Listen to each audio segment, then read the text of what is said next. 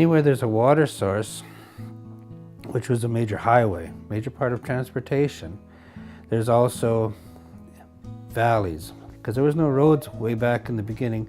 Valleys where they cut through, come through another mountain into another area.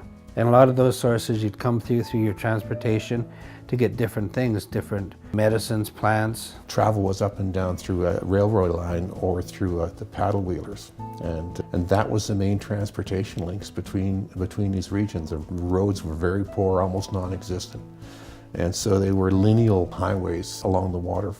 So they weren't connected from one valley to the next. I don't think there was anybody within the 31 miles, once the road went in and didn't have the railroad anymore, that wouldn't go to meet the Moyer on a Saturday. Any place on the beach that you wanted the Moyer to land, you just put up a white flag. If you had a dozen eggs to send to somebody up, whatever, some cherries to ship along. So they could pull up on any beach all along the way. We all got on the Moyer, and it stopped at every place that it ever stopped, and the band played.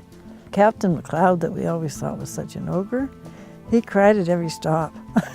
I mean, it broke his heart that that was the last day for the Moyer. It was an agrarian society, and in that context, I recall that the big highlight of the day, and the center of transportation, of course, was the Minto. It was in service mainly because the highways weren't built at that time to an extent where, you know, there was heavy trucking or anything.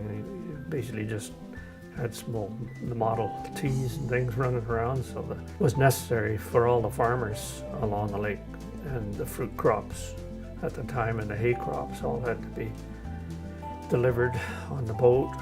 When we wanted to go to the coast, we'd go get on the Minto and go up to Arrowhead. Then when we got on a little Tudor trolley there, little train, I chugged and chugged to Revelstoke, and then you get on the bigger train and go to Vancouver. It's quite an adventure, I thought. Mr. Nelson bought it up in Galena Bay and took it up there as just a keepsake for himself, and it rotted.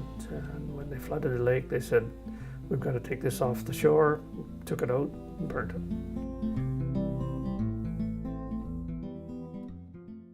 So that's basically the story of the Meadow. Whenever they built the roads and built and the boat went off, why, it I think it actually took away from the community. But once they built the road, you know, people went off out to work, whereas before they'd stay home and chase cows, dig potatoes, this kind of thing. I can remember when the steam train still ran between Castlegar and Nelson as well, and I remember riding on the trains and staying at the Hume Hotel with my grandparents. My friend that I grew up with, his mother was a postmistress down there pretty much all her life down in Sidmouth. They used to have to go across the ferry and pick up the mail from the station, from the train, and bring it across. It was, I believe in the early 50s when the ferry actually was put in.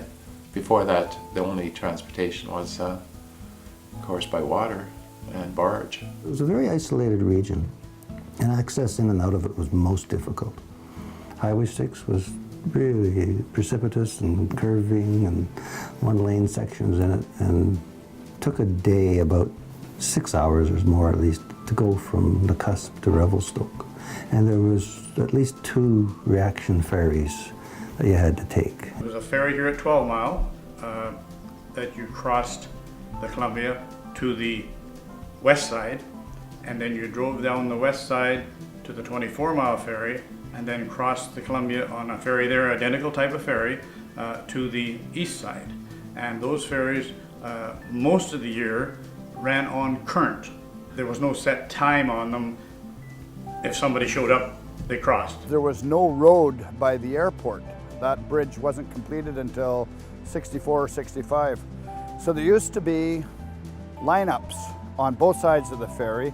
As kids, we'd take a cardboard box full of ice cream and like fudgicles and Revels and push them up and have a wagon selling stuff to folks in the ferry lineup. When the dams came in, the transportation, the whole system changed greatly. Like, you had much improved roads, And this was something that was an integral part also at that time in terms of signing the treaty, that they, in order to have the kind of activity they indicated would take place, you need good transportation routes. My mom, who was directly descendant of Kootenays and WYLLIE, who were the great chiefs in that area, they talk about how before there were dams that they carried all the trade items up and down the lake.